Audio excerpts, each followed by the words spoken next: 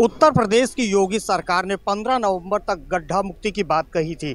गड्ढा मुक्ति ना होने के चलते उन्होंने इस तिथि को बढ़ा करके 30 तारीख कर दी थी। आज 30 तारीख है और हम आपको ऐसी तस्वीरें दिखाएंगे कि जो वीवीआईपी जिले ही की नहीं, रायबरेली जिले प्रशासन की ही पोल खोल रहा है। आप तस्वीरों में भी देख सकते हैं, ये विकास बचत भवन है और यहाँ पे अगर बात की जाए तो सैकड़ों की तादाद में मंत्री, विधायक, नेता, जनप्रतिनिधि व जिले के आला अधिकारी आए दिन आते हैं और जाते हैं।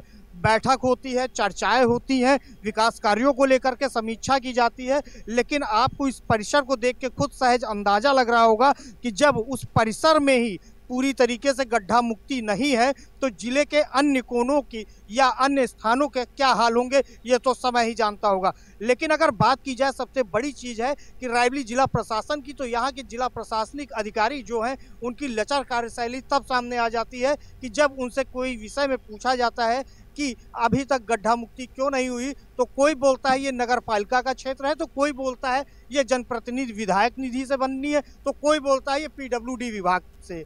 अब आखिरकार ऐसे में ये नहीं समझ में आता है कि जनपद वासियों की समस्याओं से निजात कौन दिलाएगा। हमारे साथ कुछ वरिष्ठ लोग मौजूद हैं, इनसे बातचीत करेंगे और जानेंगे आखिरकार ये कौन सी जगह है और इसके जो गड्ढा मुक्ति की सरकार ने बात कही थी उनको लेकर के क्या कहना है आप?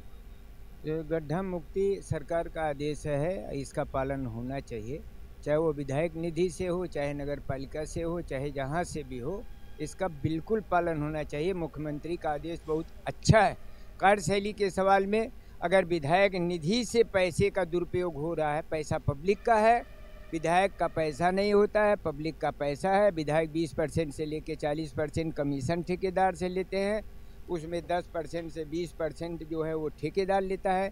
40% में अगर सड़कें बनेंगी तो हर तीसरे महीने सड़कें टूटेंगी और यह पैसे का दुरुपयोग है। सरकार को चाहिए कि वो पहले अधिकारियों के खिलाफ एफआईआर करके उनके घर पर बुलडोजर चले, नेताओं के घर पर बुलडोजर चले जो 40% ले करके ही विधायक निधि की वो पैसा जारी करते हैं।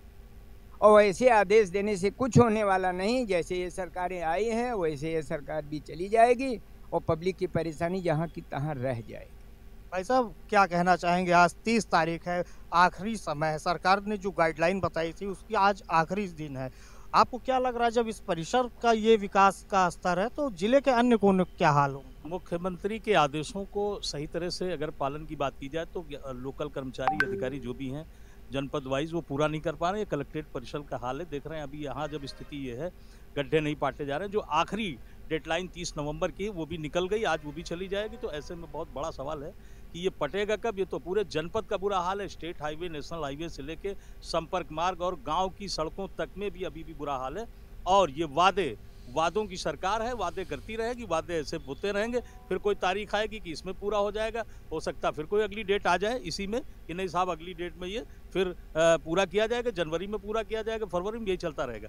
अगर ये स्थिति जहाँ बड़ी बड़ी योजनाएं, कार्य समीक्षाएं यहाँ होती हैं, ये देखिए कलेक्ट्रेट का बचत भवन है, और ऐसी स्थिति में सभागार में अगर यहाँ रोज मीटिंग होके सड़कों की वादे, उनके वादे, तो ये पूरा नहीं हो पा रहा। मुझे नहीं लगता कि आने वाले टाइम में भी ये गड्ढे भर पाएंगे। जिस तरह अभी मिश्रा जी ने कहा कि सरकारी कर्मचारियों के ऊपर खिलाफ उनके ऊपर एफआईआर होनी चाहिए, उनके भी घर जो कमीशन से बने हैं उन पर भी मुकदमे होने चाहिए, गिराने चाहिए, उन पर भी बुलडोजर चलना चाहिए। गड्ढा पाटना एक बड़ा प्रश्न है, हादसे इससे रुकते नहीं हैं। सड़कें साफ होनी चाहिए, सुरक्षित होनी चाहिए। पैसा आता है लेकिन पता नहीं कहाँ चला जाता है, बड़ा प्रश्न है सर, ये सोचने की बात है। आपने बताया कि कर्मचारियों के ऊपर कार्रवाई होनी चाहिए। सबसे बड़ी चीज़, आपको ये नहीं लग रहा कि उत्तर प्रदेश के मुख्यमंत्री लगातार मंचों से भाषण दे रहे हैं, लगातार वो घोषणाएं कर रहे हैं कि इस स्थिति में ये गड्ढा मुक्ति से निजात मिल जाएगी, अब 30 तारीख तक निजात मिल जाएगी, तो ऐसे में आला अधिकारी अपने आप को क्या मुख्यमंत्री जी से भी बड़ा समझ रहे हैं या अधिकारियों के ऊपर कोई अंकुश नहीं रह गया सरकार का? अधिकारियों, मेरे हिसाब से कि अधिकारियों के ऊपर कोई अंकुश नहीं है। ठीक है, सरकार अपना काम कर रही है, वादे कर रही है और जनता को ये विश्वास दिला रही कि भाई हम इस 30 नवंबर में सड़कें के गड्ढे पाट लेंगे। तो ऐसी सूरत में आप कलेक्ट्रेट परिसर रायबरेली का ये आप देख रहे हैं, जब यहाँ ये स्थिति है तो पूरे जनपद का क्या हाल होगा। कर्मचारी कितनी बात मानते हैं, उनके आदेशों का कितना पालन होता है, आप सभी देख रहे हैं।